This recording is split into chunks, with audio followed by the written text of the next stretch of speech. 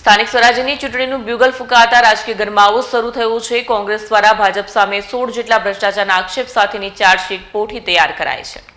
સ્થાનિક સ્વરાજ્યની ચૂંટણીનું બ્યુગલ ફૂંકાતા રાજકીય ગરમાવો શરૂ થયો છે। કોંગ્રેસ દ્વારા ભાજપ સામે 16 જેટલા ભ્રષ્ટાચારના આક્ષેપ સાથેની ચાર્જશીટ પોથી તૈયાર કરી છે। આગામી સ્થાનિક સ્વરાજ્યની ચૂંટણીમાં ચાર્જશીટ પોથી લઈ કોંગ્રેસ લોકો વચ્ચે જશે। ભાજપ દ્વારા વિકાસના નામે અનેકવાર ભ્રષ્ટાચાર કર્યાના કોંગ્રેસ નેતા અને ધારાસભ્ય અનંત પટેલના આરોપ છે। માત્ર રોડ રસ્તાના નામે લોકોને ગેરમાર્ગે દોરી ભ્રષ્ટાચાર કર્યાનો આરોપ છે। આગામી દિવસોમાં કોંગ્રેસ ચૂંટણી ઢંઢેરો જાહેર કરશે। કોંગ્રેસ નેતા અને ધારાસભ્ય અનંત પટેલનું નિવેદન છે 56,000 જેટલા બોગસ આદિવાસી પ્રમાણપત્ર બનાવવામાં આવ્યા હતા। રબારી, ચારણ અને ભરવાડ જન્મજાત આદિવાસી નથી, જેથી તેઓને આદિવાસી પ્રમાણપત્ર આપવા જોઈએ નહીં।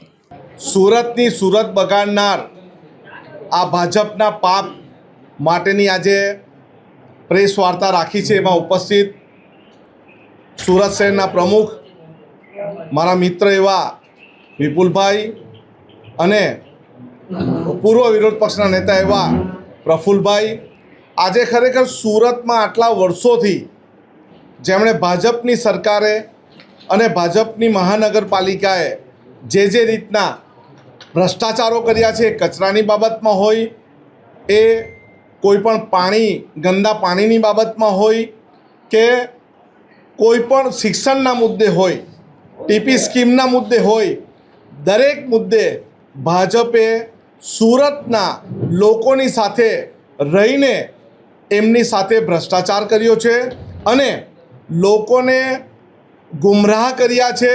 એ કચરાના મુદ્દે હોય, પાણીના મુદ્દે હોય કે શિક્ષણના મુદ્દે, કોઈ પણ મુદ્દે હોય। અને આજે અમે એ ચાર્જશીટ, ભાજપના પાપની ચાર્જશીટ આજે અમે તૈયાર કરી છે અને અમે આવનારી ચૂંટણી આ ભાજપની ચાર્જશીટ મુદ્દે કરીશું અને અહીંના લોકોનો ભરોસો અમે આ મુદ્દે જીતવાના છે। આવનારા સમયમાં મહાનગરપાલિકાની જે ચૂંટણી આવે એમાં અમે ફૂલ જુસ્સા અને જોશથી લોકો અને પ્રજા સમક્ષ જઈશું।